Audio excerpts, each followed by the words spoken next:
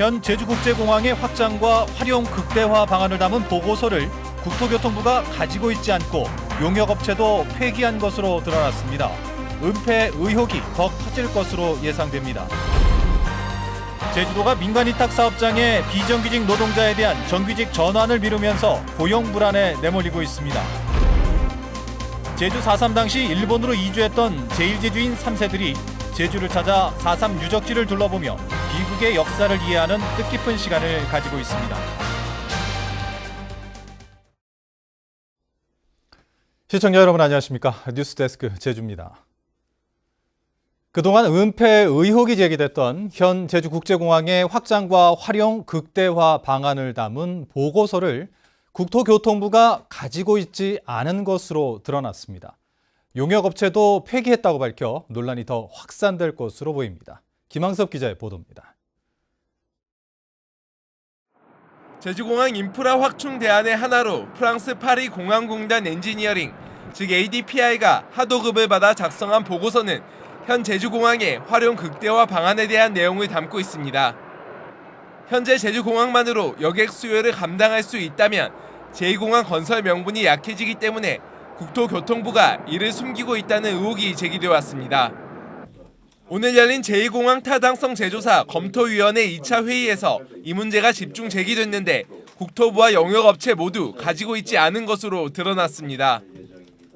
사전 타당성 용역을 맡았던 업체는 국토부에 제출한 뒤 보안상의 이유로 폐기했고 국토부는 현재 보관 중인 보고서가 없다며 파리 공항공단 측에 원본 제공을 요청했다고 밝혔습니다. 제2공항 반대단체는 보고서 폐기는 납득할 수 없다며 감사원 감사도 고려하고 있다고 반발했습니다. 자기네가 용역 수행한 과역에 대해서는 폐기할 이유가 없거든요. 사실적으로는 그게 납득이 안 가고 과학지시에도 분명히 모든 판권이라든지 보유 권한은 발주 기간이 있다고 명시되어 있거든요. 한편 제조사 검토위는 오는 15일과 29일 제주에서 회의와 함께 공개 토론회를 열기로 합의해 보고서 폐기와 공개 논란은 더욱 가열될 전망입니다. MBC 뉴스 김항섭입니다. 한국교통장애인 제주도협회와 제주 제2공항 추진위원회, 서귀포시 성산읍 상가번영회 등은 오늘 오전 제주도청 앞에서 기자회견을 열고 제2공항의 조속한 건설을 촉구했습니다. 이들은 일자리 창출과 도민들의 항공 안전 확보, 장애인 이동권 보장을 위해 제2공항 추진을 서둘러야 한다며 제주도는 제2공항과 관련된 논란과 갈등을 하루빨리 해결하라고 강조했습니다.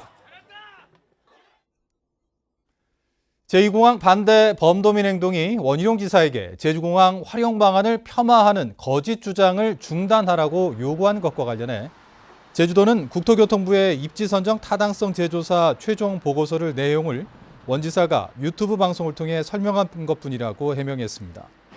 제주도는 또 제2공항을 찬성하는 세력을 조직화하거나 관변 집회를 기획한 바가 전혀 없다고 밝혔습니다. 노동자의 권익과 복지를 향상하자며 제정한 노동절이 바로 오늘입니다. 정부는 고용 안정을 도모하자며 공공부문의 비정규직부터 정규직 전환을 하겠다고 나섰는데요. 민간 위탁 사업장은 지방자치단체 자율에 맡기면서 일자리 불안에 내몰리고 있습니다. 박성동 기자입니다. 하루 쓰레기 300톤이 밀려드는 북부광역 소각장. 노동자 60명이 17년을 일했지만 모두 해고 위기에 놓였습니다. 제주도가 북부 소각장을 민간업자에 위탁해 운영하면서 동복리 소각장 가동이 시작되면 북부 소각장은 폐쇄돼 고용이 보장되지 않기 때문입니다. 그 3년 정도 후에 저희는 이 사업소가 폐쇄되면은 더 이상의 직장이 없고 갈 데가 없습니다. 노동자들은 제주도가 공공부문의 민간 위탁을 중단하고 노동자들을 직접 고용하라며 도청 앞 천막에서 지난달부터 무기한 농성 중입니다. 무책임하고 무사안일한 편의 행정으로 일관하고 있다고 말씀드리는 것은 작년 말부터 지금 현재 시점까지 도정은 아무것도 계획하고 있는 게 없다. 이처럼 도내에서 제주도가 민간에 위탁해 운영하는 사업장은 400여 곳. 이곳에서 일하는 노동자만 2,500여 명에 이릅니다. 문제는 이처럼 쓰레기 처리나 급식 지원 같은 공익 사업마저 민간 위탁으로 운영하면서 고용이 보장되지 않아 안정적인 서비스 제공이 어렵다는 겁니다. 정부가 이 같은 문제를 해결하겠다며 공공부문 비정규직의 정규직 전환을 추진하고 있지만 민간 위탁 사업의 경우는 지자체 자율에 맡긴 상황. 정작 제주도는 정부의 가이드라인이 없어 전환 기준을 마련하기 어렵다고 발뺌합니다. 일단은 민간 기업의 직원이잖아요. 어떤 그 신분을 보장한다든지 이 소속을 바꾼다든지 어떻게 해야 된다는 거는 좀 고민을 좀 해야 될 일들이 있으니까. 정부와 지자체가 서로 책임을 회피하면서 민간 위탁 사업 노동자들의 일자리 불안이 이어지고 있습니다. MBC 뉴스 박성동입니다. 세계 노동절을 맞아 제주 지역에서도 노동단체들이 잇따라 기념행사를 열었습니다. 민주노총 제주본부는 오늘 제주도청 앞에서 세계 노동절 제주대회를 열어 제2공항 건설 중단과 녹지국제병원의 공공병원 전환을 촉구했습니다. 이어 북부광역소각장 민간 위탁과 관련해 원희룡 지사에게 면담을 요구하며 도청 진입을 시도하다 이를 막는 공무원, 경찰 등과 몸싸움을 벌이기도 했습니다. 한국노총 제주도 본부는 제주시민회관에서 세계 노동절 기념대회를 열어 최저임금법 계약 중단과 국제노동기구 협약 비준, 버스 운수산업 문제에 대한 해법을 요구한 뒤 노동자 가요제를 진행했습니다. 제주 4.3 당시 많은 제주도민들이 학살을 피해 일본으로 건너갔고 제1제주인으로 터를 잡았는데요. 이들의 후손들이 할머니, 할아버지의 고향을 찾아 4.3 유적지를 둘러봤습니다. 김찬영 기자입니다. 제주 4.3 평화공원을 찾은 젊은이들. 재단 앞에서 참배와 분향을 하고 희생자들을 위로합니다. 이들은 조상의 뿌리를 찾아 제주를 방문한 제1제주인 3세들입니다. 이 사람이 할아버지 동생, 이 사람이 할아버지 사촌이에요. 평화공원 행부림 비석을 둘러보며 4.3 당시 제주도민들이 겪어야 했던 역사의 비극을 생생히 듣습니다.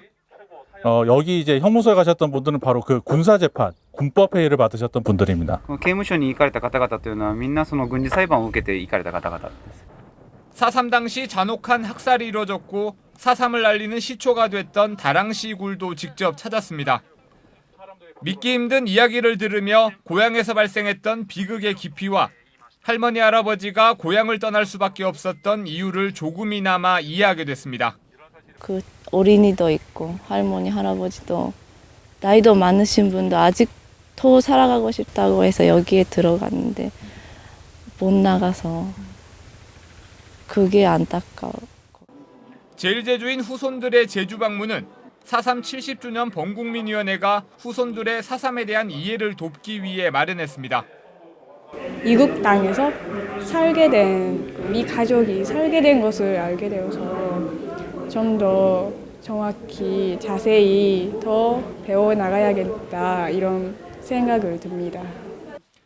범국민위원회는 이번 행사를 시작으로 일제강점기 강제 이주된 해녀들의 후손인 우즈베키스탄과 러시아 청년들도 초청할 계획입니다. MBC 뉴스 김찬년입니다. 제주에서도 A형 간염 환자가 급증해 건강관리에 주의가 필요합니다. 제주도 보건당국에 따르면 올 들어 A형 간염 확진자는 16명으로 지난해 같은 기간 3명에 비해 5배 이상 늘었습니다. 연령대별로는 30대가 10명, 40대 5명, 20대 1명으로 대부분이 예방접종을 하지 않은 것으로 나타났습니다.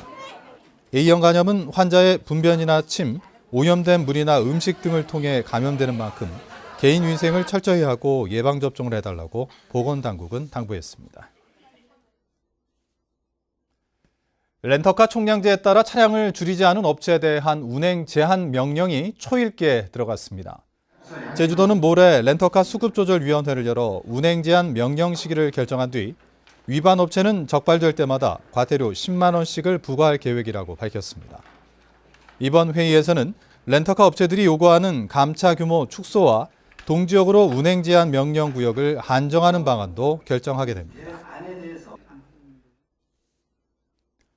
횡단보도와 소화전, 교차로와 버스 정류소 등 4대 절대 주정차 금지 구역에 대한 주민신고제가 시작되면서 신고가 잇따르고 있습니다.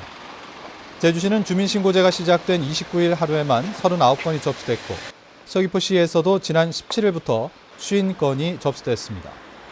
주민신고제는 시민이 사진을 찍어 스마트폰 앱 안전신문고로 올리면 곧바로 과태료를 물리는 제도입니다. 오늘 오전 11시 10분쯤 한라산 성판악 등반로 백록담 부근에서 경남 창원시 58살 황모 씨가 갑자기 쓰러져 병원으로 옮겨졌지만 숨졌습니다. 경찰은 정상을 향해 급경사를 오르던 황 씨가 심장마비로 숨진 것으로 보고 일행들을 상대로 정확한 사망 경위를 조사하고 있습니다. 제주시는 생사료 사용으로 인한 환경 오염을 막기 위해 예산 61억 원을 들여 19개 어류 양식장에 환경 친화형 배합 사료를 시범적으로 지원합니다. 이에 따라 지원 대상 양식장의 배합 사료 사용 실태를 주기적으로 점검하고 업영 관리를 강화할 방침입니다. 한편 2022년 광어 양식장을 시작으로 어류 양식장의 배합 사료 사용이 연차적으로 의무화됩니다.